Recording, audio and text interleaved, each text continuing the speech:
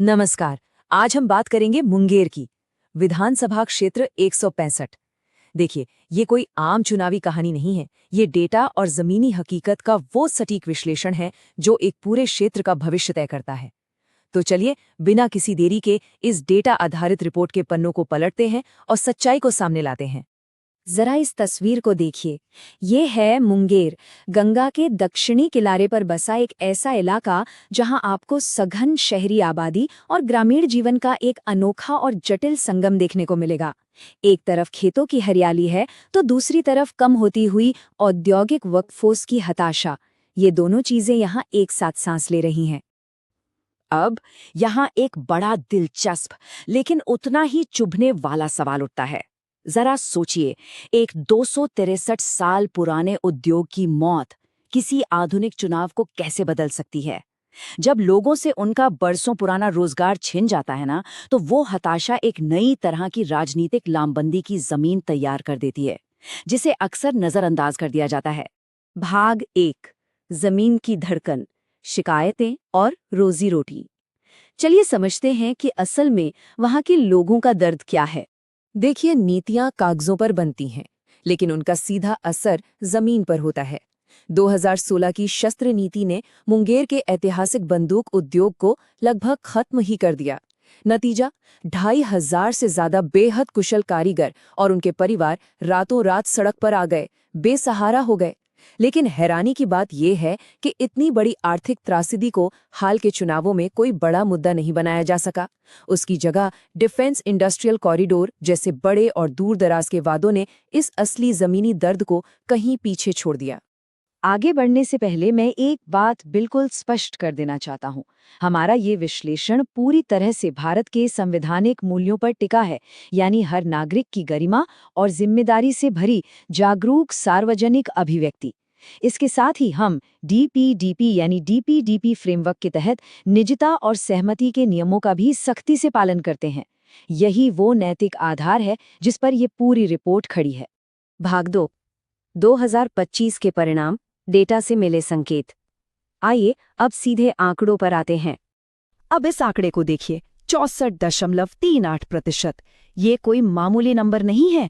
2025 में वोटिंग प्रतिशत में आया ये भारी ढांचागत उछाल गेम चेंजर साबित हुआ।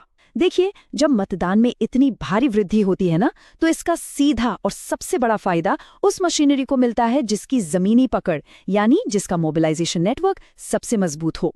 ये आंकड़ा उसी सुपीरियर इंफ्रास्ट्रक्चर की ताकत चीख चीख कर बता रहा है। और अब जरा इन दो आंकड़ों के बीच की खाई को समझिए। एक तरफ घोषित संपत्ति है 170.8 करोड़ रुपए और दूसरी तरफ महज 6.2 करोड़ रुपए।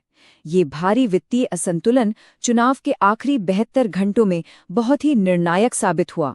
इस बड़े अंतर ने न सिर्फ आखिरी छोर तक पहुंचने वाली लॉजिस्टिक्स को, बल्कि डिजिटल मीडिया के अभियानों को भी पूरी तरह से पंगु बना दिया। मतलब जमीन पर इसका बहुत गहरा और एक तरफा असर पड़ा।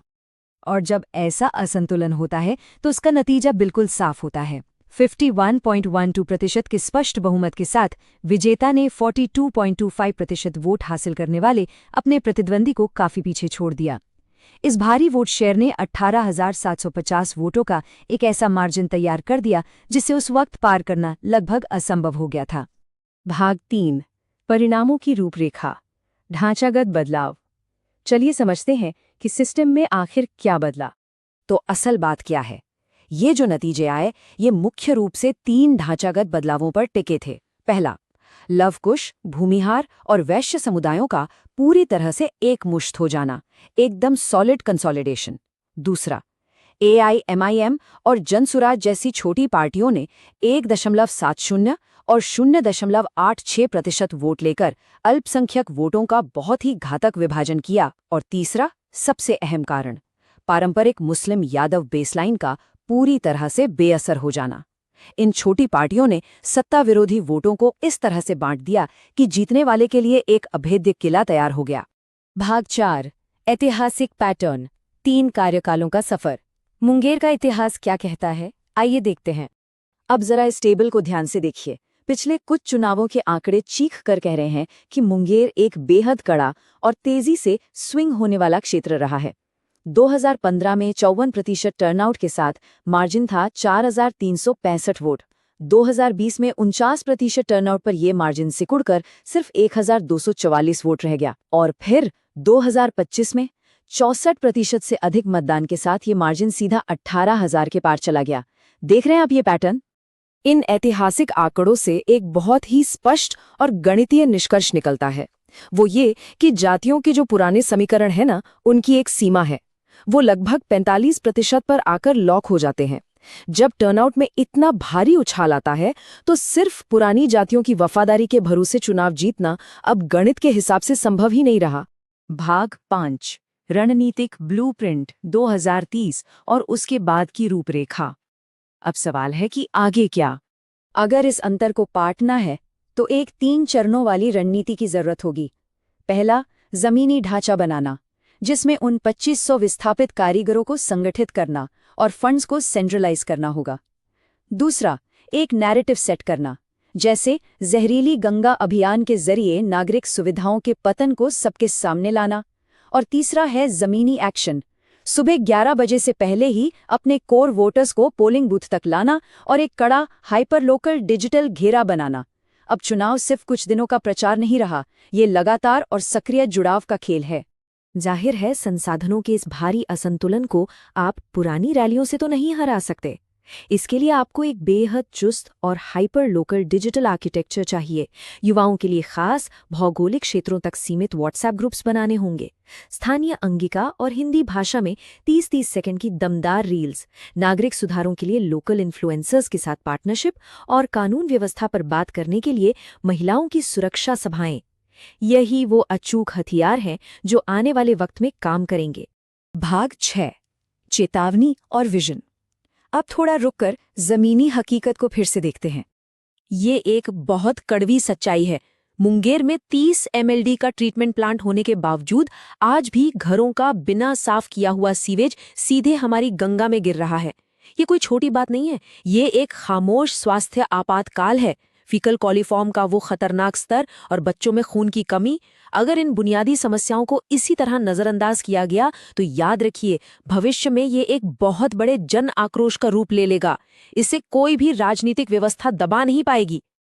और जैसा कि मैंने पहले भी कहा था, एक सच्चे जनहित के विश्लेषण को हमेशा हमारे संवैधानिक मूल्यों, गरिमा, सम्मान और जागरूक अभिव्यक्ति से बंधा होना चाहिए। भविष्य का शासन तभी सफल होगा जब वो नागरिकों के अधिकारों और DPDP फ्रेमवर्क के तहत उनकी निजता का पूरी तरह सम्मान करेगा। एक जिम्मेदार व्यवस्था की यही सबसे बड़ी पहचान है। तो अब हम इस पूरे विश्लेषण के उस सवाल पर आ गए हैं जो आपको सोचने पर मजबूर कर देगा। क्या पुराने और पारंपरिक जातिगत समीकरण संसाधनों के इस विशाल, एक तरफा और लगातार हो रहे प्रहार के सामने 2030 के चुनाव चक्र में टिक पाएंगे? यही मुंगेर के भविष्य का सबसे बड़ा, सबसे निर्णायक द्वंद्व है। इस चर्चा को समाप्त करते हुए मैं सीधे इस दस्तावेज के लेखक के शब्दों को ही दोहराना चाहूंगा। If you want to become a people-centric leader and uplift your constituency, get in touch with blueprintstrategies.ai at mgr@blueprintstrategies.ai or call 080-4204-1602. Purpose Beyond Politics। इस कड़े और महत्वपूर्ण विश्लेषण में हमारे साथ जुड़ने के लिए आपका बहुत बहुत धन्यवाद।